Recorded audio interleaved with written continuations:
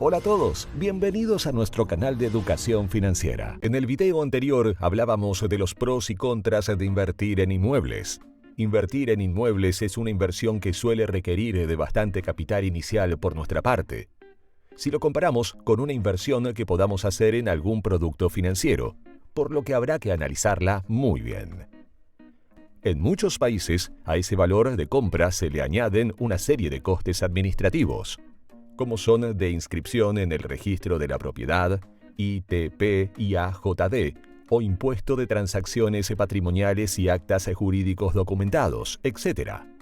Y que en algunos países como España llegan al 12% del valor de compra. Así, si el inmueble se está comprando por 100.000 euros, tendremos que considerar un coste total de 114.000 euros.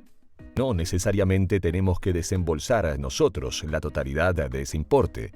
Depende para lo que se requiera. El banco nos podrá prestar más o menos capital, que poco a poco podremos ir devolviendo, con su correspondiente interés.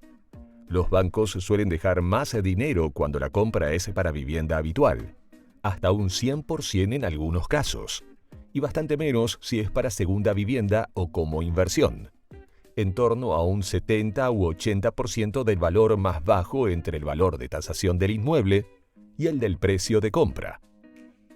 Advertencia: los números que aquí comentaremos serán orientativos y dependerán del banco, nuestro perfil crediticio, situación económica del país. También dependerá si actuamos como empresa o como persona física. De ahora en adelante, solo vamos a considerar el caso en el que actuamos como persona física. Por ejemplo, si queremos comprar un piso como inversión que tiene un precio de 80.000 euros y su valor de transacción es de 97.000 euros, el banco nos dejará entre un 70 o 80% de los 80.000 euros. El banco pondrá sus condiciones en función de nuestro perfil financiero: plazo de tiempo para la devolución del crédito, tasa de interés, porcentaje de capital sobre la inversión. Serán factores que el banco decidirá en función de nuestro historial crediticio, de nuestra tasa de endeudamiento, de nuestra edad. De la misma manera que nosotros evaluamos el riesgo de la operación y de la inversión, el banco hará lo propio y al final, el banco hará una propuesta que podremos o no aceptarla en función de lo que nosotros tengamos previsto. Las condiciones que pone el Banco de España para la adquisición de un crédito son: primero, no superar la tasa de endeudamiento de un 30 a 35%. Esto quiere decir que la cuota mensual del nuevo préstamo que estamos adquiriendo más la suma de otros posibles créditos que tuviéramos no debe superar el 30 a 35% de la suma de todos los ingresos mensuales que tengamos. Superar ese 30 a 35%, incluso el 30% en algunos casos, hará que nuestra solicitud sea directamente rechazada. Atención: si el inmueble lo estuviéramos comprando para alquilarlo y obtener así una renta mensual, esta intencionalidad futura al banco no le vale, por lo que ese ingreso pasivo futuro no lo podremos considerar en el ratio de endeudamiento. El banco solo tendrá en cuenta lo que se pueda demostrar en el momento de la asignación del crédito. Si la compra la realizan dos personas, por ejemplo, entre ambos puede ser mucho más fácil cumplir con ese requisito y el crédito será otorgado a nombre de ambos.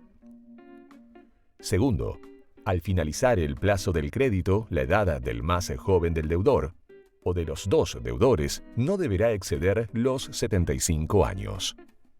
Tercero, se requiere ingresos estables probados durante un periodo previo a la fecha de la firma del crédito, que puede ir de los 6 meses a un año. Por ejemplo, si es una persona que trabaja por cuenta ajena, se suele requerir un contrato indefinido en los últimos 6 meses. Cuarto, se requiere tener un buen historial crediticio. Esto es, tu nombre no debe aparecer en ninguna lista de morosidad en los últimos 5 o 10 años, depende del caso. Quinto, se requiere tener disponible la totalidad de capital que el banco no nos va a dejar, para cubrir la totalidad de los costes asociados a la compra-venta. Por ejemplo, si el banco nos deja un 75% del precio de compra, debemos disponer de un 25% más el 12% de gastos varios asociados. O sea, debemos disponer de un 37% del valor de la compra. Antes de aceptar las condiciones del banco, nosotros deberíamos haber evaluado qué cuantía requerimos para hacer la inversión y qué cuota mensual queremos pagar y durante cuánto tiempo.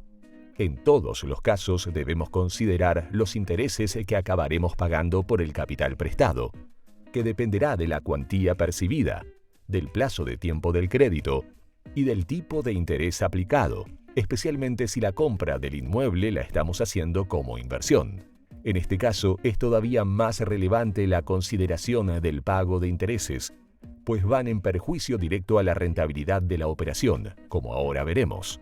Cuanto más paguemos en intereses, menos beneficios vamos a obtener de la inversión. Por lo tanto, menos rentable va a ser.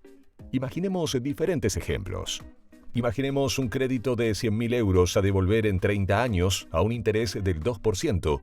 E imaginemos el mismo crédito también a devolver a 30 años, pero a un interés del 4%.